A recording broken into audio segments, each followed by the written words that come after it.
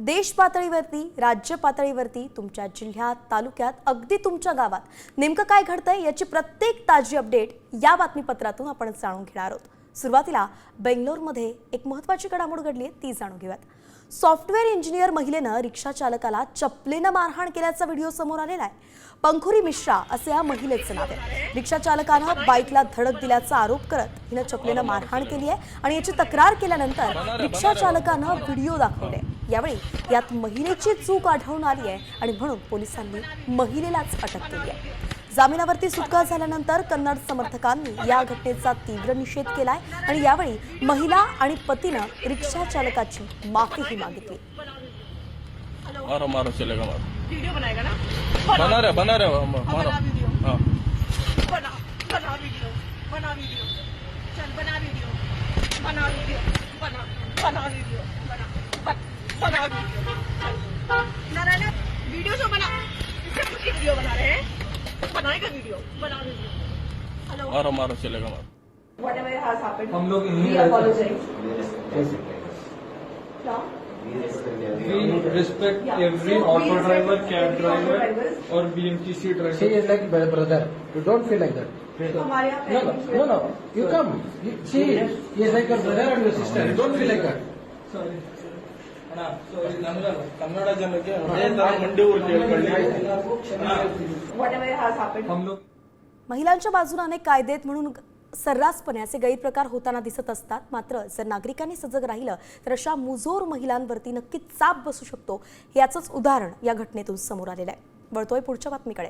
वादग्रस्त बडतर्फ पोलीस अधिकारी रणजित कासलेला न्यायालयीन कोठडी सुनावण्यात आलेली आहे। कासलेला न्यायालयात हजर केलं असता त्याला 13 जून पर्यंत न्यायालयीन कोठडी सुनावण्यात आली आहे। त्याची सगळ्यात मोठी बातमी आपण पाहतोय, दोन समाजात तेढ निर्माण करणं तसंच राजकीय नेत्यांवरती केलेल्या आरोप प्रकरणात कासलेला अटक झालेली आहे आणि आता त्याला न्यायालयीन कोठडी सुनावण्यात आलेली आहे। कधीपर्यंत तर 13 जून पर्यंत रणजित कासलेला न्यायालयीन कोठडी सुनावण्यात आलेली आहे। अजय असील रणजित कासले यांना 31 मे रोजी अटक केलेली होती।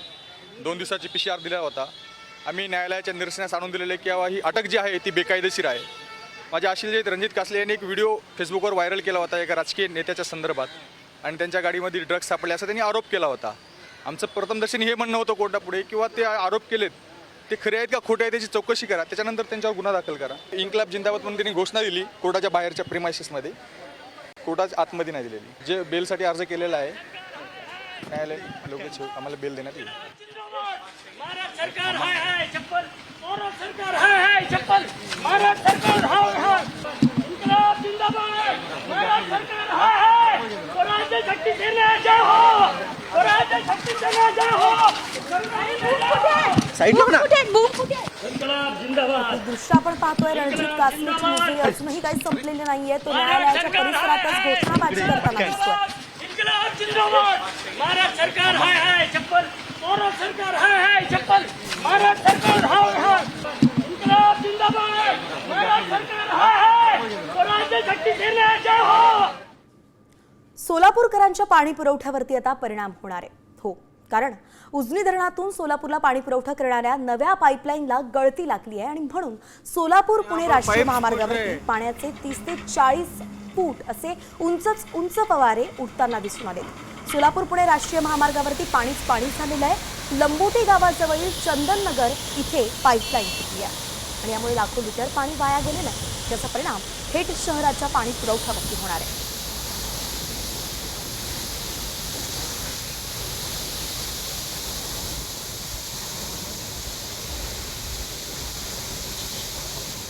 तक पानी नहीं आ रहा है और यहाँ पर पाइप फूट रहे हैं।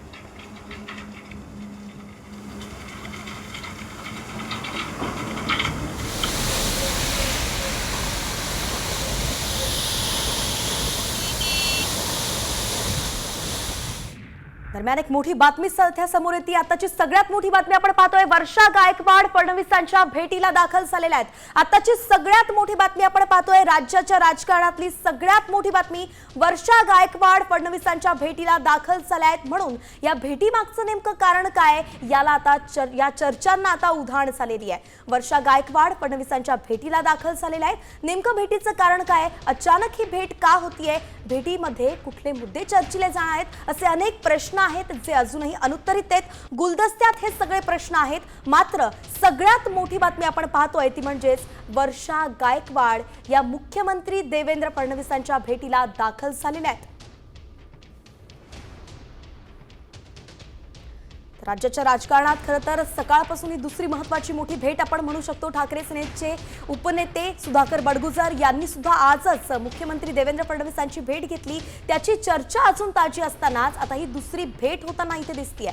वर्षा गायकवाड या फडणवीसांच्या भेटीला दाखल झालेल्या आहेत आणि म्हणून नेमकं या भेटीचं सत्र जे सुरू झालेलं आहे त्याच्या मागचं नेमकं कारण काय हे पाहावं लागणार आहे. ही दृश्य आपण सध्या पाहतोय. साम टीव्हीवरती तुम्ही दृश्य पाहताय. वर्षा गायकवाड फडणवीसांच्या भेटीला दाखल झालेल्या आहेत. कुठले मुद्दे आहेत ज्या संदर्भात त्यांना चर्चा करायची आहे, या भेटीमागचं कारण काय हे काही क्षणातच पुढे येईल. मात्र सगळ्यात मोठी बातमी, वर्षा गायकवाड फडणवीसांच्या भेटीला दाखल झालेल्या आहेत.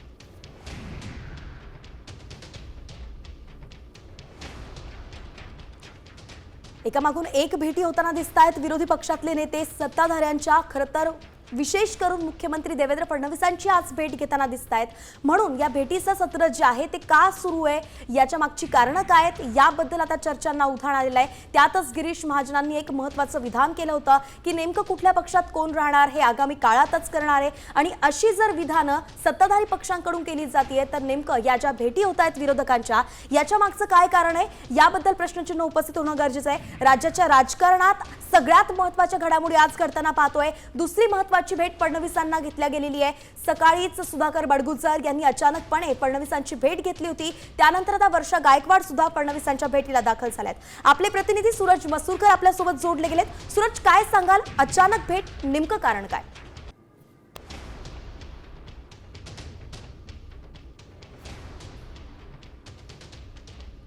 देवेंद्र फडणवीस यांनी सह्याद्री अतिथीगृहाची बैठक बोलवली आहे कायदा व सुव्यवस्थेला घेऊन. आणि आजच सकाळी वर्षा गायकवाड यांनी देवनार पशुवधगृहाची पाहणी केली होती. त्यामध्ये अनेक जे प्रश्न आहेत ते समोर उपस्थित झाले होते देवनार पशुवधगृहाला घेऊन. आणि त्याच संदर्भात वर्षा गायकवाड ज्या आहेत त्या मुख्यमंत्री देवेंद्र फडणवीस यांच्या भेटीसाठी आता नुकत्याच सह्याद्री दाखल झालेल्या आहेत. त्या अनेक जे गंभीर प्रश्न जे समोर त्यांना सकाळी त्यांच्या समोर उपस्थित झाले तेच प्रश्न घेऊन वर्षा गायकवाड देवेंद्र फडणवीसची भेट घेणार आहेत. आणि या भेटीदरम्यान देवनार पशुवधगृहाला घेऊन चर्चा होणार आहे. आणि तसंच कायदा व सुव्यवस्था जी बकरी ईद आहे येणारी आहे त्या निमित्ताने या सगळ्या गोष्टीवरती आज या बैठकीत चर्चा होणार आहे. आणि वर्षा गायकवाड हे प्रश्न जे आहेत ते मुख्यमंत्र्यांसमोर मांडणार आहेत. आणि म्हणूनच ही भेट जी आहे ती आता सह्याद्री अतिथीगृहावरती होत आहे. धन्यवाद सूरज, अगदी सविस्तर अपडेट आपण दिली आहे. खरं तर आपण पाहतोय अनेक महत्त्वाचे प्रश्न घेऊन सध्या खासदार वर्षा गायकवाड फडणवीसांच्या भेटीला दाखल झाल्या आहेत. आगामी काळामध्ये अनेक सण आहेत आणि त्यानुसारच कायदा सुव्यवस्था प्रश्न उपस्थित होऊ नये, शिवाय इतरही अनेक महत्त्वाचे मुद्दे जे वर्षा गायकवाड यांनी शॉर्टलिस्ट केलेत आणि त्या संदर्भातच चर्चा करण्यासाठी ते मुख्यमंत्र्यांच्या भेटीला दाखल झाले आहेत. सह्याद्री अतिथीगृहावरती ही भेट होतीये. नेमकं या भेटीत कुठले कुठले मुद्दे चर्चिले जातात आणि त्यातून कुठली सकारात्मक घडामोड, सकारात्मक बातमी समोर येते हे पाहावं लागणार आहे. चर्चेनंतर वर्षा गायकवाड प्रतिक्रिया देतात का हेही पाहणं महत्त्वाचं असेल. वर्षा गायकवाड मुख्यमंत्र्यांच्या भेटीला दाखल झालेल्या आहेत. काँग्रेसच्या खासदार आहेत वर्षा गायकवाड. फडणवीसांची भेट त्या घेत आहेत. म्हणून विरोधी पक्षातील एक खासदार जर सत्ताधारी नेत्याची भेट घेतोय तर चर्चेला उधाण येतच असतं. अचानक ही भेट होतीये म्हणून देखील आता पाहिलं जातं या भेटीकडे यातून पुढे काय येणार. खरं तर मुंबईची लाईफलाईन म्हणून ओळखलं जातं ते मुंबईच्या लोकलला. मात्र याच लोकलमुळे अनेकांची लाईफ गेली आहे, म्हणजेच अनेकांचं आयुष्य देखील संपलेलं आहे, आपला जीव गमवावा लागलेला आहे. अशातच एक व्हिडिओ पुन्हा एकदा समोर आलाय जो समाज माध्यमांवरती सध्या व्हायरल होतोय. महिलांचा जीवघेणा प्रवास अजूनही सुरूच असल्याचं पाहायला मिळत आहे. महिला कामावरती वेळेत पोहोचण्यासाठी जीवघेणा प्रवास करताना या व्हिडिओत दिसत आहे.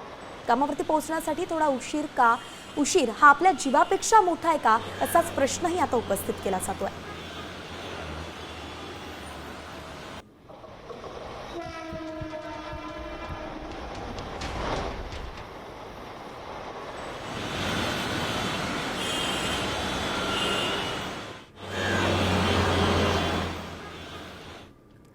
वैष्णवी हगवणींनी आत्महत्या केली आणि तिच्या या आत्महत्येमुळे मराठा समाजात संतापाची लाट निर्माण झाली आहे। याच पार्श्वभूमीवरती पिंपरी चिंचवडमध्ये सकल मराठा समाजाची बैठक पार पडली आणि या बैठकीत हुंडाबंदीसाठी प्रत्येक शहरामध्ये एक समिती नेमून मराठा समाजात केल्या जाणाऱ्या लग्नासाठी एक आदर्श आचारसंहिता तयार करण्याचा निर्णय घेण्यात आलाय।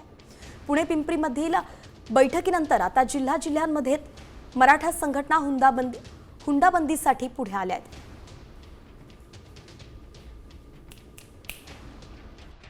पद्धतीने लग्न सोहळे पार पाडतात त्याच्यामध्ये ही आचारसंहिता लागू करण्यात येणार आहे। मोठ्या लग्नांमध्ये बहिष्कार टाकला जाणार आहे। ज्या कुटुंबामध्ये स्त्रीचा महिलेचा छळ केला जातो त्यांच्यावर बहिष्कार टाकला जाणार आहे। अशा पद्धतीची आचारसंहिता ते केलेली आहे आणि त्याच्या प्रत्येक गावोगावी प्रत्येक शहरांमध्ये आम्ही बैठका घेऊन त्या ठिकाणी त्या कमिट्या म्हणून प्रत्येक महिन्याला त्याचा रिव्ह्यू घेतला जाईल। तर नेमकं सविस्तर अपडेट आपण जाणून घेऊयात ग्राफिक्सच्या माध्यमातून। 100 ते 200 लोकांच्या उपस्थितीत लग्न सोहळा करा। कर्ज काढून लग्नात खर्च करू नका।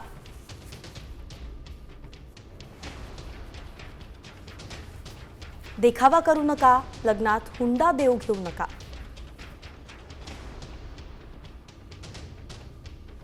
इच्छा असेल तर मुलीच्या नावावरती FD करा।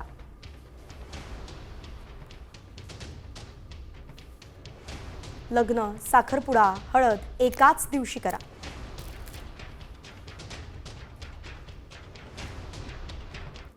जातोय थेट विदर्भात। विदर्भाची प्रतिपंढरपूर म्हणून ओळख असलेल्या संत श्री गजानन महाराजांच्या पालखीचं अकोला जिल्ह्यात आगमन झालंय। आज अकोला जिल्ह्यातील पारस इथे पालखीचा रात्रीचा मुक्काम आहे, तर 3 जूनला पारस इथून गायगाव इथे तर रात्री भौरद इथे श्रींच्या पालखीचा मुक्काम असणार आहे। त्यानंतर अकोला इथे 4 आणि 5 जून असे 2 दिवस मुक्काम असतील अशी माहिती आता समोर आलेली आहे।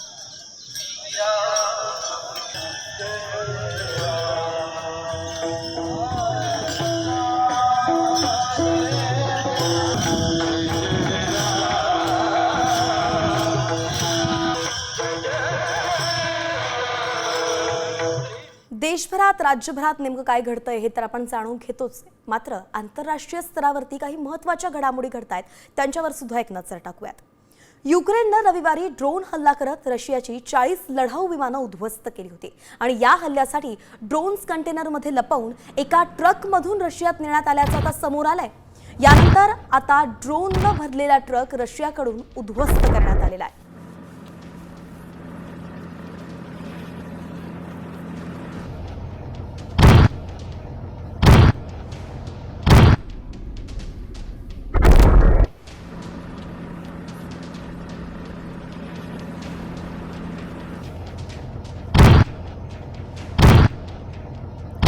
रशियानंतर बातमी अमेरिकेसंदर्भात। अमेरिकेतील कोलोरॅडो इथल्या मॉलमध्ये दहशतवादी हल्ला झालेला आहे। इस्रायल समर्थक निदर्शकांवरती एकानं हल्ला केला आणि त्यानं जमावावरती ज्वालाग्राही वस्तू फेकल्यात। यामध्ये अनेक जण जखमी झाल्याची माहिती आहे। हा दहशतवादी हल्ला असल्याचं FBI नं म्हटलेलं आहे। तर या हल्ल्यानंतर हा परिसर रिकामा करण्यात आलेला आहे।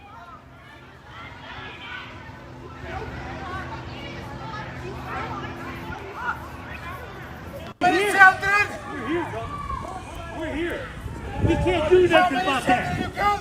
We can't do nothing. Cocktails on right now. That's what he's got right here is Molotov cocktails. It's alcohol.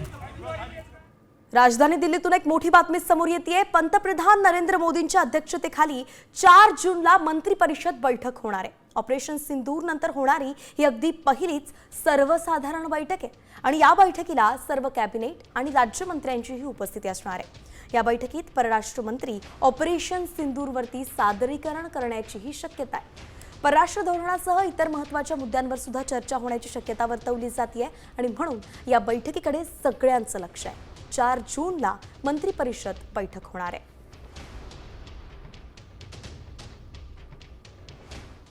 तर सविस्तर घडामोडी आपण जाणून घेतल्या। यानंतर आता पावसाची खबरबात वेगवान स्वरूपात। राज्याच्या किनारपट्टी प्रदेशात उद्यापासून पुन्हा येलो अलर्ट देण्यात आलेला आहे. बुधवारपासून राज्यात मुसळधार पावसाचा अंदाज वर्तवण्यात आला आहे. गेल्या काही दिवसांपासून राज्यातील पाऊस कमी झाला. आता 4 जूनपासून बंगळुरूसह राज्याच्या काही भागात पाऊस पुन्हा वाढेल असा हवामानशास्त्र विभागानं अंदाज वर्तवला आहे. पुढील 4 दिवस पुण्यात पावसाचा अंदाज वर्तवण्यात आला आहे. शहराच्या काही भागामध्ये आकाश अंशतः ढगाळ राहून हलक्या स्वरूपाचा पाऊस पडण्याची शक्यता आहे. शहरात गेल्या 2 दिवसांपासून विश्रांती घेतल्यानं पावसानं काल पुन्हा हजेरी लावली आहे. सततच्या पावसामुळे टेमघर धरण साठ्यात किंचित वाढ झाली आहे.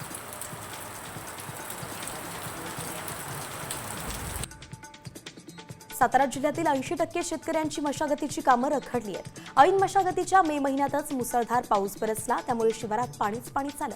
त्यामुळे शेतकरी हवालदिल झालेला आहे.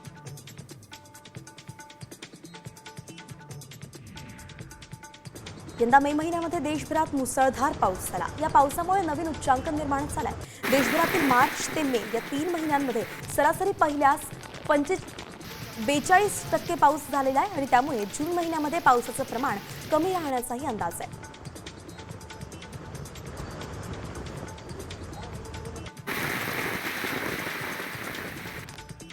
पावसाची खबर बात जाणून घेतली. यानंतर इतरही घडामोडी आहेत त्यांचा झटपट आढावा. सोन्याची वाटचाल पुन्हा प्रति किलो 1 लाखाकडे सुरू झाली आहे. 24 कॅरेट सोन्याचा दर प्रति तोळा 97,700 रुपये इतका आहे. तज्ज्ञांच्या मते वाढत्या व्यावसायिक आणि राजकीय तणावामुळे गुंतवणूकदार सुरक्षित पर्याय म्हणून सोन्याकडे वळत आहेत.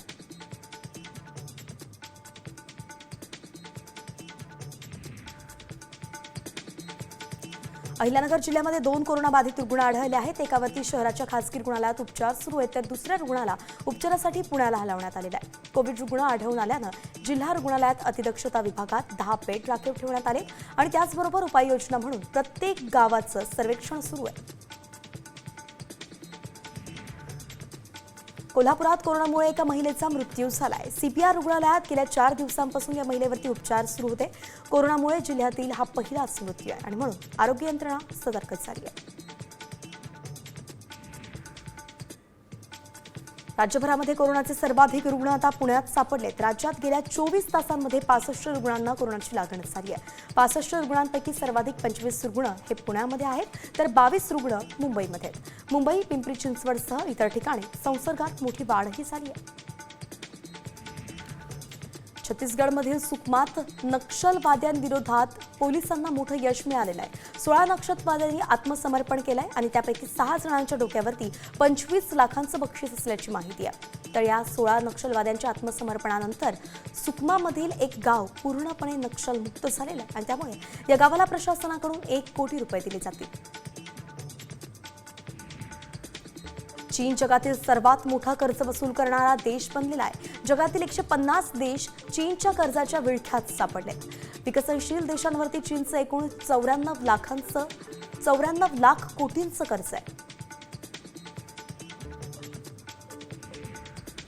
डॉक्टर अजय तावरेला 4 जूनपर्यंत पोलीस कोठडी सुनावण्यात आली आहे. रुबी हॉलच्या किडनी रॅकेटमध्ये सहआरोपी म्हणून अटक करण्यात आली होती. अजय तावरे वर्षभरापासून येरवडा कारागृहात आहे. तो पुणे पोर्शे अपघात प्रकरणात अटक झाला होता. हेरगिरी करणाऱ्या रवी वर्माला 3 दिवसांची पोलीस कोठडी सुनावण्यात आली आहे. रवी वर्माला 5 जूनपर्यंत पोलीस कोठडी सुनावली गेली आहे. हेरगिरी प्रकरणी रवी वर्माला अटक करण्यात आली आहे, तर पैशांसाठी रवी वर्मानं देशाशी गद्दारी करत पाकिस्तानला माहिती पुरवल्याचा आरोप आहे.